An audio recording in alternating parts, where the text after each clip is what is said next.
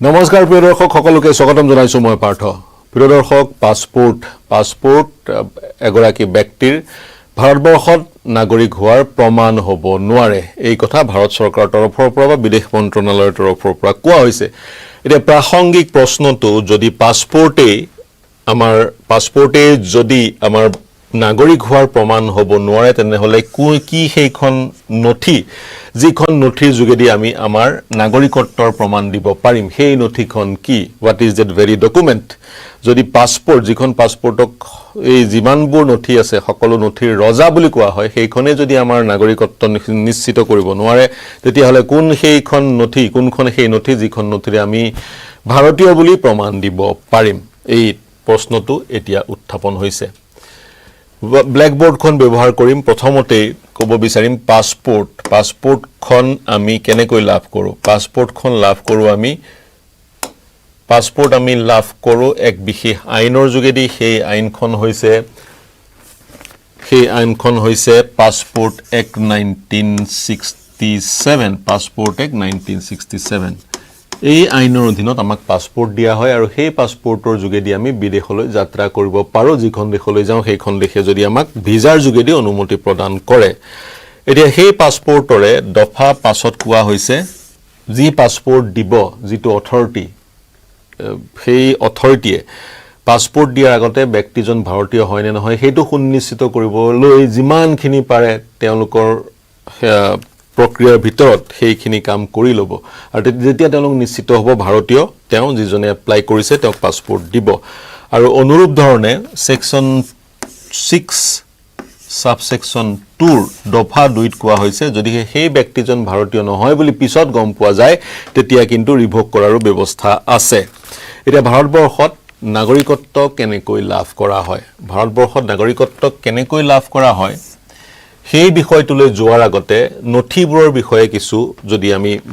বিশ্লেষণ কৰি লওঁ তেতিয়া গোটেই বিষয়টো বুজিবলৈ সহজ হ'ব। এতিয়া পাছপোৰ্ট আমাৰ নাগৰিকত্বৰ নথি হ'ব নোৱাৰে কি আধাৰ কাৰ্ড নাগৰিকত্বৰ নথি হ'ব নোৱাৰে কাৰণ ইতিমধ্যে বহুবাৰ কোৱা হৈছে আধাৰ কাৰ্ড মাৰ্কিন যুক্তৰাষ্ট্ৰৰ সোশিয়েল সিকিউৰিটি কাৰ্ড সদৃশ আধাৰ কাৰ্ড যোগেদি মই চৰকাৰে মোক যিখিনি সুবিধা দিয়ে ওয়েলফেয়াৰ স্কিমৰ যোগেদি সেই সুবিধাখন যাতে লাভ কৰিব পাৰো আধাৰ কাৰ্ড দেখুৱাই সেই সুবিধাখিনি যাতে লাভ কৰিব পাৰো সেই কাৰণে আমাক আধাৰ কাৰ্ডখন দিয়া হৈছে। তাৰ পিছত আহিল PAN card permanent account number আমি যাতে ঠিকমতে ট্যাক্স পে কৰিছো সেই তাৰ নথি হৈছে আমাৰ পেন কাৰ্ডখন। তাৰ পিছত হল ভোটাৰ আইডি কাৰ্ড ইলেকশন কমিশনে ইস্যু কৰে আৰু ইলেকশন কমিশনে ভোটাৰ আইডি কাৰ্ড ইস্যু কৰে সেই সকল লোকক যাৰ নাম ভোটাৰ তালিকাত বা ইলেক্ট্ৰল ৰোলত অন্তৰ্ভুক্ত হয় আৰু ইতিমধ্যে সুপ্ৰিম কোৰ্টে কৈ থৈছে ইলেক্ট্ৰল ৰোলত ভোটাৰ তালিকাত কাৰোবাৰ যদি নাম অন্তৰ্ভুক্ত নহয় তেতিয়াও তেওঁ ভাৰতীয় নাগৰিক। এসআইআৰক লৈ সুপ্ৰিম কোৰ্টে যি শুনানি গ্ৰহণ কৰি আছিল শুনানিৰ কালছোৱাত সুপ্ৰিম কোৰ্টে এই মন্তব্য আগবঢ়াইছে। তাৰ পিছত থাকিলে পাছপোৰ্ট সকলোতকৈ শক্তিশালী ডকুমেণ্ট। এতিয়া পাছপোৰ্টখনো নাগৰিকত্বৰ নথি সকলো সময়তে বা নাগৰিকত্বৰ নথি বুলি আমি সকলো সময়তে গ্ৰহণ কৰিব নোৱাৰো। এতিয়া যদি সেই নথিবোৰে আমাৰ নাগৰিকত্বৰ নথি নহয় আমি কেনেকৈ আমাৰ নাগৰিকত্ব সুনিশ্চিত কৰিম ভাৰতবৰ্ষৰ নাগৰিকত্ব কেনেকৈ সুনিশ্চিত কৰিম ইতিমধ্যে চেন্ট্ৰেল গভৰ্ণমেণ্টৰ পৰা বা পাৰ্লিয়ামেণ্টৰ পৰা এটা কথা নিশ্চিত কৰি দিয়া হৈছে ভাৰতবৰ্ষত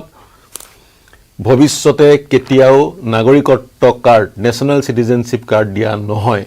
যিখন কাৰ্ডৰ যোগেদি বিদেশৰ কৰবাত আছে সেইখন কাৰ্ড দেখুৱালে সেইবোৰ দেশত সেইজন ব্যক্তি যে সেইখন দেশৰ নাগৰিক সেয়া সুনিশ্চিত হয় কিন্তু ভাৰতবৰ্ষত তেনে কাৰ্ডৰ ব্যৱস্থা নাই। ভাৰতবৰ্ষত নাগৰিকত্ব সুনিশ্চিত হয় সিটিজেনশিপ এক্ট 1955 যোগেদি যোগেদি নাগৰিকত্ব কাৰোবাক প্ৰদান কৰা হয় বা এই আইনৰ যোগেদি যিবোৰ ৰুল লে কৰা হয় বিভিন্ন সময়ত যিবোৰ নিয়ম লাগু কৰা হয় বিভিন্ন সময়ত সেই নিয়মবোৰ পালন কৰি নিয়মবোৰ খটুৱাই এজন ব্যক্তিক নাগৰিকত্ব দিয়া হয়। ভাৰতবৰ্ষত মানুহে নাগৰিকত্ব কেনেকৈ লাভ কৰিব পাৰে জন্মসূত্ৰে বাই বাৰ্থ জন্মসূত্ৰে লাভ কৰিব পাৰে বাই ডিসেন্ট লাভ কৰিব পাৰে পিতৃ যদি ভাৰতীয় পুত্ৰও ভাৰতীয় হ'ব তাৰ পিছত লাভ কৰিব পাৰে ৰেজিষ্ট্ৰেচনৰ যোগেদি আৰ বুলি লিখিলো এই যে CAA গৃহীত হৈছে CA গৃহীত হোৱাৰ পিছত কিছু হিন্দু বাংলাদেশী নাগৰিকত্ব লাভ কৰিছে তেওঁলোক নাগৰিক হিচাপে পঞ্জীয়নভুক্ত হৈছে হিয়া ৰেজিষ্ট্ৰেচন বুলি ধৰি ল'ব পাৰে তাৰ পিছত আহিলে নেচাৰেলাইজেশ্যন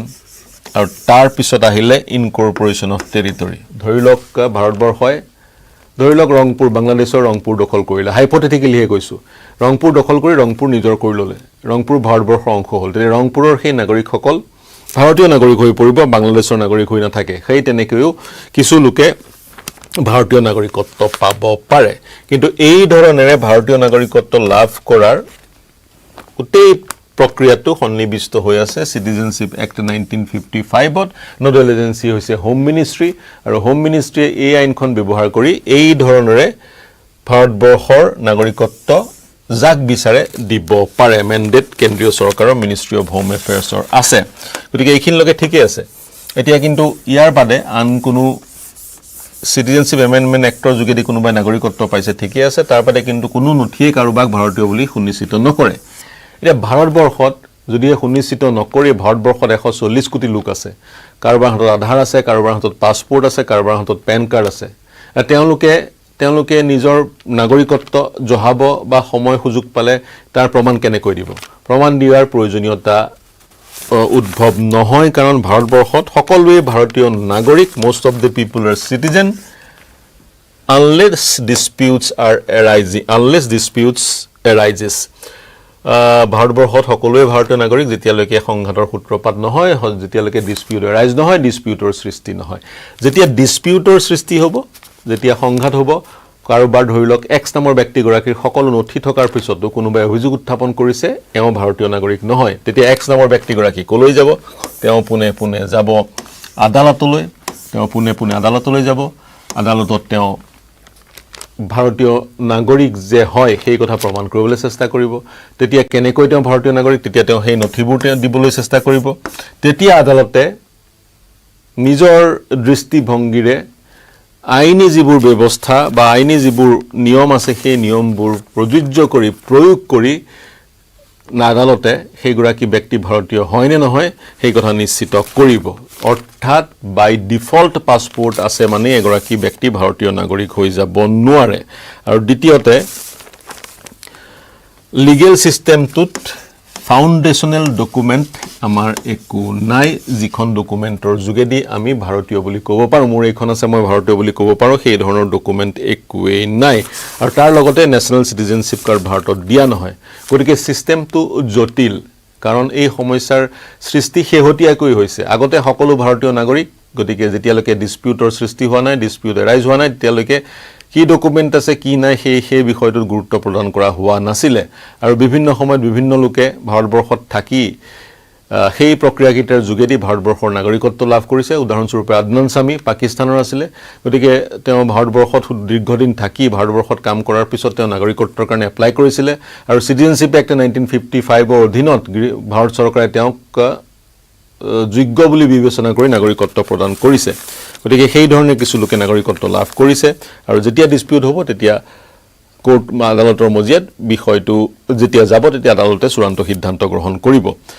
গতিকে সেইটোৱে আসল কথাটো ভাৰতবৰ্ষৰ প্ৰক্ৰিয়াটো কিছু জটিল পাছপোৰ্ট থাকিলে মানে আমি নাগৰিকত্ব ক্লেইম কৰিব নোৱাৰো বুলি ইতিমধ্যে স্পষ্ট কৰি দিছে কেন্দ্ৰীয় চৰকাৰে গতিকে অনাগত সময়ত সাগৈ কেন্দ্ৰীয় চৰকাৰে এন্টিসিপেট কৰিবও পাৰে সকলো নথি থকাৰ পিছতো তেনে ধৰণৰ সংঘাতৰ সূত্ৰপাত হ'ব পাৰে বা অবৈধভাৱে ভাৰতবৰ্ষত সোমাই ভাৰতবৰ্ষত প্ৰৱেশ কৰি এনে বহু লোক থাকিব পাৰে যিসকলে বক্ৰ পথেৰে সেই নথিসমূহ সংগ্ৰহ কৰিব পাৰে গতিকে সেই সকল ব্যক্তিক যাতে আইনৰ গণ্ডিৰ মাজলৈ আনিব পাৰি আৰু তন্নতন্নকৈ পৰীক্ষা কৰি যদিহে অবৈধ হয় তেওঁৰ নাগৰিকত্ব বা সেই যিবোৰ নথি সেই নথিবোৰ ভুৱা বুলি স্বীকৃতি প্ৰদান কৰিব পাৰি বা ভুৱা বুলি চিহ্নিত কৰিব পাৰি সেই চিন্তা আগত ৰাখিয়ে সাগৈ তেনে ধৰণৰ বক্তব্য গুৰুত্বপূৰ্ণ মন্তব্য বা বক্তব্য কেন্দ্ৰীয় চৰকাৰৰ তৰফৰ পৰা আহিছে আপোনালোকে কি ভাবে নাগৰিকত্বৰ নথি কি হোৱা উচিত বা এখন পাৰ্টিকুলাৰ নথি ফাউন্ডেশনাল ডকুমেন্ট আমাৰ থাকিব লাগে নেকি নে কেন্দ্ৰীয় চৰকাৰে বিবেচনা কৰিব লাগে নেশনাল সিটিজেনশিপ কাৰ্ড দিয়াৰ যাতে সেইখন কাৰ্ডৰ যোগেদি আমি নাগৰিকত্ব ভাৰতীয় নাগৰিক বুলি ক'ব পাৰো ইয়াৰ উত্তৰ যদি আপোনালোকে দিব বিচাৰে দিব পাৰিব অতিৰিক্ত তথ্য যদি দিব বিচাৰে দিব পাৰিব এই বিশ্লেষণ কেনে পালে জনাব আমাৰ ইউটিউব চেনেল আৰু ফেচবুক পেজত প্ৰৱেশ কৰি দেশ বিশ্ব ৰাজ্যৰ সকলো বাতৰিৰ কাৰণে চাই থাকিব নিউজ 18 অসম নৰ্থ ইষ্ট ধন্যবাদ